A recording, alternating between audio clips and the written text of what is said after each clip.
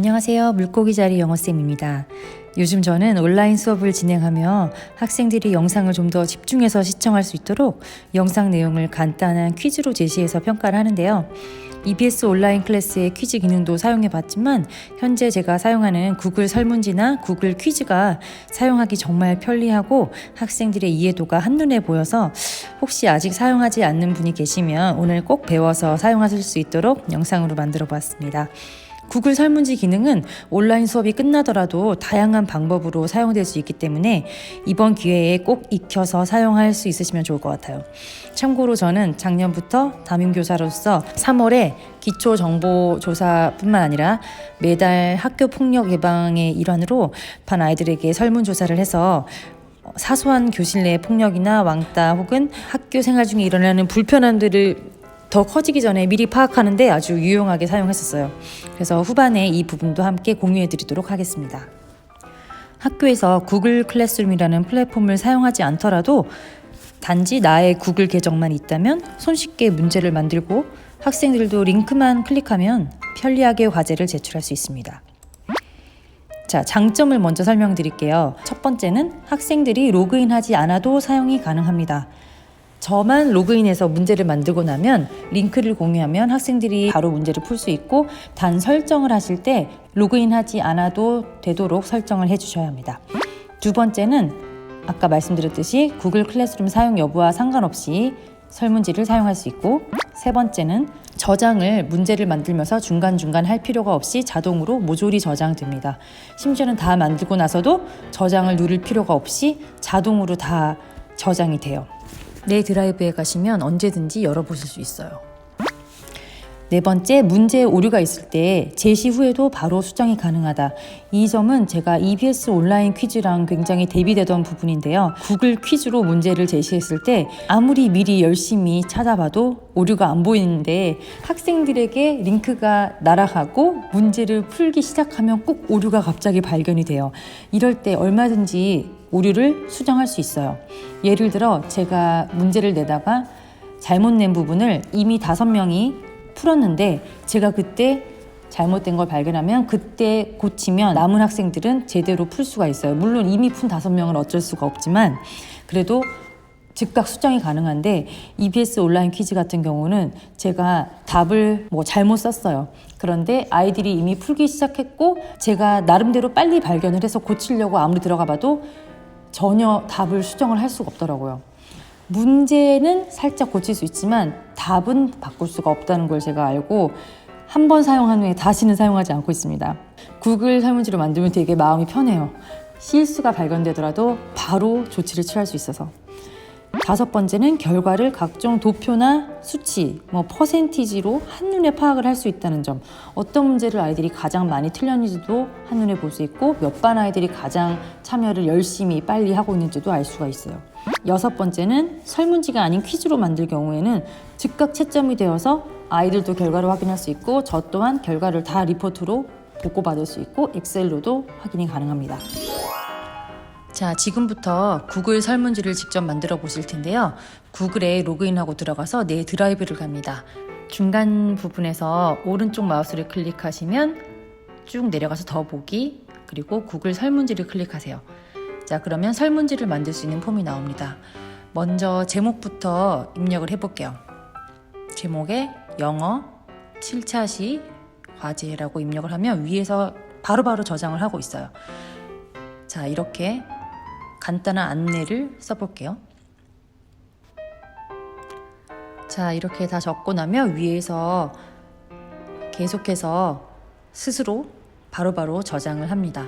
자, 일반적인 구글 설문지의 형태로 진행하면 설문지는 주어진 정답이 없으니까 이대로 진행해도 좋지만 저희는 영상을 보고 문제를 풀어서 정답을 체크를 해볼 거잖아요. 그래서 구글 설문지 중에서도 퀴즈 형태로 만들어 볼 거예요. 오른쪽 위에 설정을 눌러주세요. 일단은 학생들이 로그인하지 않고도 편하게 제출할 수 있도록 이 항목은 실수로라도 이렇게 누르시면 안 돼요. 누르면 로그인해서 한 번만 제출할 수 있고 누르지 않으면 로그인 안 하고 여러 번 제출할 수도 있는데 대부분 여러 번 제출하진 않아요. 자, 그리고 오른쪽으로 가셔서 퀴즈로 만들기를 활성화하시면 이제 퀴즈로 제작이 됩니다. 퀴즈 옵션 중에서 성적을 학생들이 문제 제출하고 바로 볼 수 있는지, 아니면 제가 직접 검토한 후에 공개할지, 아니면은 어떤 항목을 볼 수 있는지 이렇게 체크하셔서 저장하시면 지금부터는 일반 설문지가 아니라 퀴즈 형태로 문제가 만들어집니다. 1번을 한번 만들어 볼게요. 1번을 한번 객관식 질문의 형태로 만들어 보겠습니다. 다음 빈칸에 알맞은 단어는 해서 단어를 객관식으로 여러 개 중에 한 개만 고를 수 있는 형태로 만들 거예요. 1번 문제의 답지를 3개만 만들 거고요. 정답을 입력할 때는 답안을 클릭해요. 파란색 답안. 자, 그래서 답을 제가 at으로 표시를 하고요. 이거를 몇 점을 줄 것인지 저는 1점으로 하겠습니다. 그리고 완료를 누르면 1번 문제가 완성돼요. 자, 여기서 필수도 활성화 하셔야지 아이들이 이 문제를 꼭 풀어야 다음으로 넘어갈 수 있어요. 꼭 하셔야 되고, 요 복사를 누르시면 똑같은 형태의 문제가 하나 복사됩니다. 자, 그러면 2번을 만들어서 이번에는 객관식 질문 말고 여러 가지 복수 선택을 할 수 있는 질문지를 만들어 볼게요. 그럴 때는 이 네모칸을 클릭해서 객관식 말고 체크박스로 표시합니다. 그러면은 이거는 원하는 만큼 여러 개를 다 복수로 정답을 처리할 수 있어요. 저는 여기서 to하고 by를 2가지 다 해야지 정답으로 인정하고 1점으로 하고 완료. 이 질문이 좀 어려울 수 있으니까 이 문제를 잘못 풀었을 때 제가 주고 싶은 피드백을 이렇게 간단히 남겨놓으면 학생들이 문제를 풀고 나서 이게 뜹니다. 좀 자세히 써야겠죠. 이렇게 대충 쓰면 안 되고. 저장. 그리고 완료. 자, 3번은 2번과 똑같이 복사하기를 눌러서, 자, 이 상황에서 이제 단답형 질문을 한번 만들어 볼게요. 단답형 클릭. 자, 그리고 질문을 한번 써볼게요. 3번. 빈칸에 알맞은 단어를 쓰세요. 자, 아래 파란색 답안을 클릭하셔서 정답을 입력할게요. 정답은 Korean food라고 치면 혹시 몰라서 대문자로 썼을 때도 맞게 해주고 다소문자로 썼을 때도 그냥 맞게 해주려고 이렇게 여러 가지 답안을 만들어 봤고요. 이 위에는 모두 오답으로 표시한다의 체크, 그리고 완료까지 눌러서 3번을 완성했어요. 1, 2번처럼 필수로 당연히 설정이 돼 있고, 자, 3번을 복사해서 이번에는 장문형으로 만들어 볼게요. 장문형은 긴 문장으로 답변을 쓰다 보니 정답을 저희가 입력할 수가 없어요. 그래서 이거는 저희가 나중에 수합하고 나서 나중에 다시 따로 채점을 해서 점수가 정해집니다. 그럼 학생들이 퀴즈 결과를 제출할 때 장문형 문제는 제외하고 나머지 퀴즈의 점수가 나오고요. 장문형 문제는 일단 빨간 X가 쳐지고 점수를 알 수가 없어요. 이거는 나중에 저희가 퀴즈 결과를 한꺼번에 보면서 해당 질문에 대한 아이들의 답변을 직접 채점을 할 거예요. 그러면은 저희는 그 채점한 결과를 더해서 총점을 알 수 있게 되지만 학생들은 그 부분에 대해서는 따로 피드백이 다시 가지는 않습니다. 그래서 답안은 비워두고 1점을 주고 4번을 완료하겠습니다. 그런데 제가 질문 만드는 거에 너무 심취해서 가장 중요한 걸 빠뜨렸어요. 로그인을 하지 않기 때문에 자신의 기본 학적을 적는 게 진짜 중요한데 깜빡해서 오른쪽에 이 플러스 버튼을 누르면 이제 새 질문이 하나 추가돼요. 자, 얘를 위치를 옮길게요. 위치를 옮길 때는 여기 점 6개를 잡고 쭉 끌어올리면 됩니다. 그래서 지금 첫 번째 질문에다가 꼭 넣어야 할 것은 나의 반 번호 이름입니다. 그런데 번호 대신 학번을 쓰라고 한 이유는 학번 5자리를 나중에 엑셀에서 순서대로 정렬하면은 아이들을 1번부터 마지막 반까지 순서대로 보기가 가장 편리해서 이렇게 하고 있습니다. 또 반을 한 자리 숫자로 쓰라고 한 이유는 어느 반이 가장 성실하게 재빨리 참여를 하고 있는지, 또 누가 가장 많이 참여했는지도 한눈에 보기 쉬워서 반도 쓰라고 하고요. 마지막으로 5번을 추가해서 이게 제가 가장 좋아하는 파트인데 그날 수업에 대한 피드백을 한마디로 좀 적어달라고 합니다. 소감을 간단하게 적어달라고 하면은 뭐 재미있었다, 힘들었다, 너무 영상이 길었다 등등 자유롭게 아이들이 적어주는데 이걸 200개를 받아서 보면은 그래도 제가 어떤 수업을 했구나라는 피드백을 빠르고 정확하게 받을 수 있어서 좋았어요. 이거는 필수 답안으로 하지 않아도 되는데 제가 나중에 다시 필수로 고친 이유는 한 명이라도 더 꼭 받으려고. 그리고 여기 답안을 체크하셔서 점수를 0으로 바꾸시면 이 문제는 퀴즈에 포함되지 않습니다. 자, 이렇게 해서 한번 완성을 해봤어요. 자, 쭉 올라가서 보면 뭐 굳이 확인 안 해도 잘 저장되어 있고요. 보내기를 눌러주세요. 자, 그러면 여기서 두 번째 이 링크 모양을 클릭하시면 자, 이 설문지에 링크가 나옵니다. 너무 기니까 URL 단축을 눌러주세요. 자, 그러면 짧아졌죠. 자, 얘를 복사를 클릭하시면 자, 이 주소가 복사되었어요. 이거를 이제 EBS 온라인 클래스 같은 곳에다가 올려놓거나 아니면 카톡이나 밴드 등에 공유를 하면은 이거를 받은 학생들이 다 바로 설문에 참여할 수가 있어요. 자, 그러면 이제 결과를 보는 방법을 알려드릴게요. 질문 옆에 있는 응답을 클릭하시면 161명이 제출했다는 걸 알 수 있으시고 여기 보면 자신의 반 숫자를 보면 어느 반 아이들이 몇 명이 냈는지 한눈에 그래프로 볼 수가 있어요. 다른 퀴즈도 볼게요. 응답 211명 중에 평균이 10점 만점에 6.56점. 그래프에서 점수 분포도 볼 수가 있고요. 아래를 보시면 자주 놓치는 질문이라고 해서 10문제 중에 8번하고 10번이 아이들이 211명 중에 80명 가까이, 60명 가까이 이렇게 많이 틀린 질문이라는 걸 알 수 있어요. 그래서 8번은 아이들이 어떤 문제를 오답으로 가장 많이 체크했는지, 몇 명이 체크했는지 나와 있어요. 10번도 아이들이 굉장히 많이 틀린 문제인데 치즈 여러 장이라는 단어를 영어로 써야 하는데 아이들이 이렇게나 다양한 답을 생각해냈고 이 중에 또 맞는 것도 있을 수 있지만 어떤 오류를 아이들이 많이 범했나 자세하게 이렇게 한눈에 살펴보기가 되게 쉬워요. 자, 퀴즈 중에 제가 가장 궁금해하는 아이들의 답변은 바로 이 문제입니다. 간단한 소감을 남겨주세요.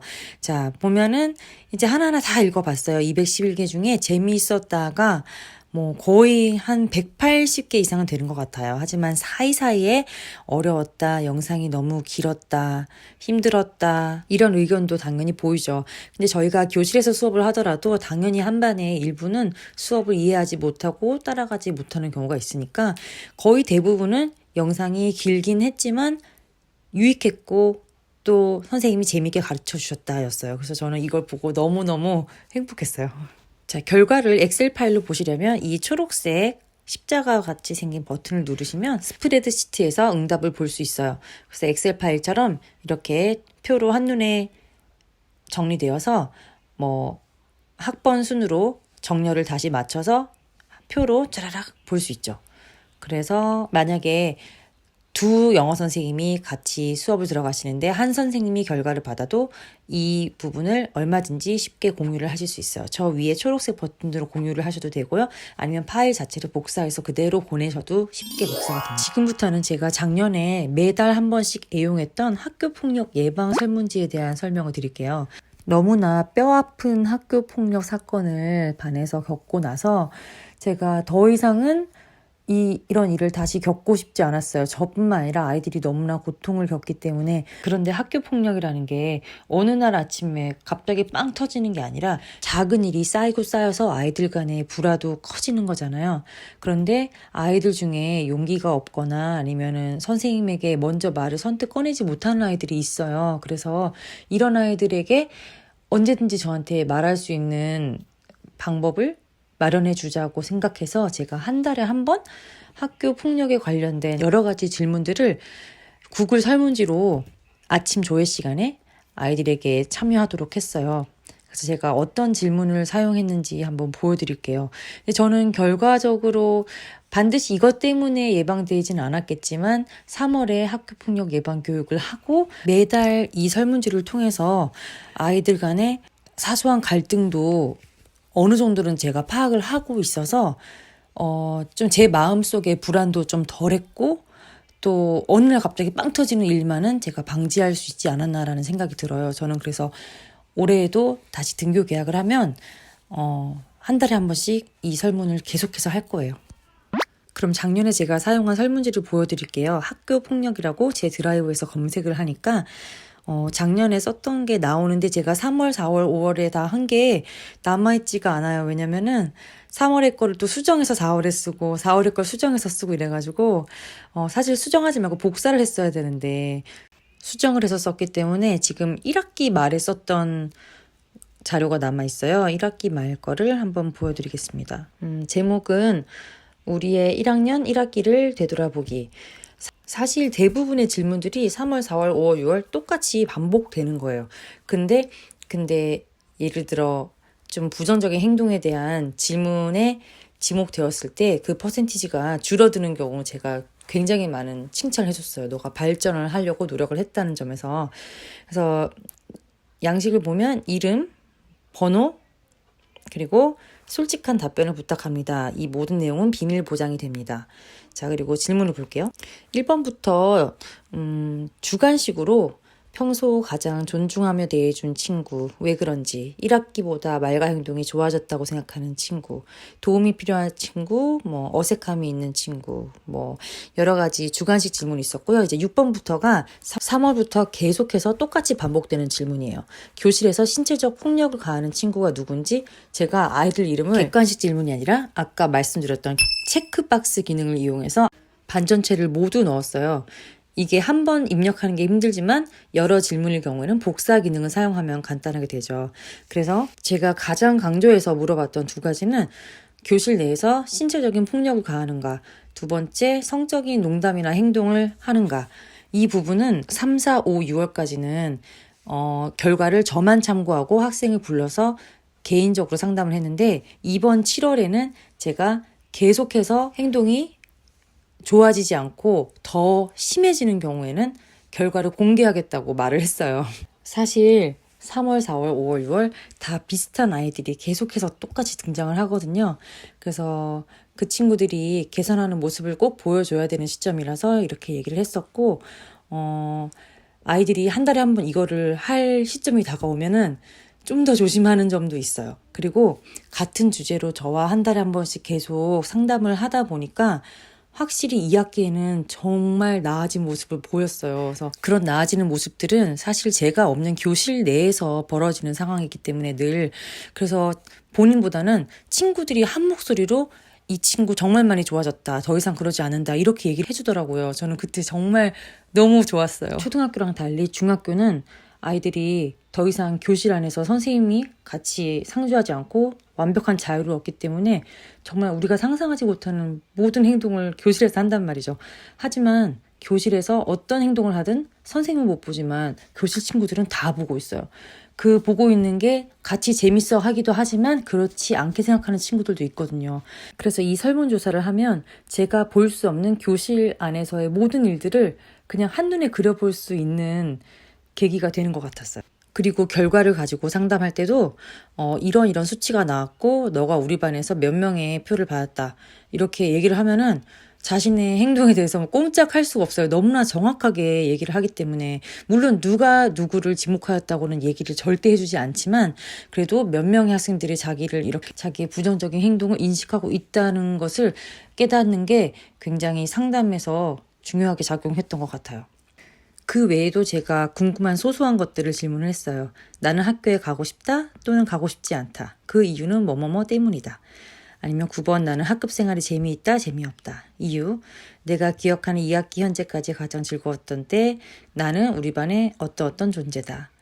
내가 2학기 들어 좀 더 노력해야 할 점은 무엇이다. 나의 고민거리 1인 1역할에 대한 질문 그리고 16번 제가 또 중요하게 생각하는 질문인데 학교 급식을 급식실에 가서 먹다 보니 잘 파악이 안 돼요. 그래서 솔직히 나는 학교 음식을 먹고 있다. 아니면 일주일에 몇 회 먹고 있다.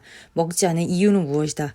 이 중에 아주 중요한 이유가 친구가 없어서 못 먹는 경우가 있잖아요. 그래서 그런 부분을 제가 있다면 찾을 수 있기 위해서 질문 항목을 잘 만들어 봤고 자 결과는 22명밖에 안 되기 때문에 개별 응답으로 하나하나 자세히 살폈어요. 누가 누구와 갈등이 있는지, 누가 누구를 불편하게 생각하는지 이런 거 잘 보고 특히 이제 7번 성적인 농담을 아직도 누가 계속 하는지 이제 한 명이 여전히 계속 똑같이 지목이 됐지만 이 친구가 나중에 2학기 들어서 정말 많이 발전을 했거든요. 너무너무 예뻐요. 그래서 그 친구랑 상담할 때 이 도표 자료는 사용하고 또 도표 하나 더 볼 것은 이제 급식을 매일 먹고 있나요? 이제 파란색이 매일 먹는다. 나머지가 일주일에 한 번 안 먹는다. 이런 식으로 도표를 보고 주로 요약보다는 개별 응답을 하나하나 클릭해서 자세히 살펴보고 필요한 부분은 상담 일지에 적어서 상담을 했습니다. 이렇게 해서 오늘 구글 설문지 기능을 퀴즈도 포함해서 설명 들어봤어요. 사실 이 콘텐츠는 안 만들 줄 알았거든요. 왜냐하면 구글 설문지 사실 어떻게 보면 주변에 다 하고 계신 것 같기 때문에 필요 없을 것 같았는데 그래도 혹시 아직 사용하지 않으신 분이 계실지도 모르고 또 구글 설문지로 학교폭력 예방 설문조사를 실시했던 점은 재작년에 너무나 가슴 아픈 일을 겪어서 다시는 그런 일을 아이들과 함께 겪고 싶지 않다는 간절한 마음으로 작년에 매달 한 번씩 그렇게 제가 그냥 아이디어를 막 내서 그렇게 해본 거였거든요. 그래서 이거는 언젠가 영상으로 공유해보고 싶다는 생각을 했었어요. 자, 오늘 영상은 여기에서 마치고요. 곧 등교 계약에 대한 이야기가 나오고 있는데 아무튼 이제까지 선생님도 정말 너무 고생 많으셨고 등교 계약을 하더라도 예전과 같은 모습은 아닐 것 같아요. 선생님들께서 또 새로운 상황에 잘 적응하시고 모두 힘내시길 바라겠습니다.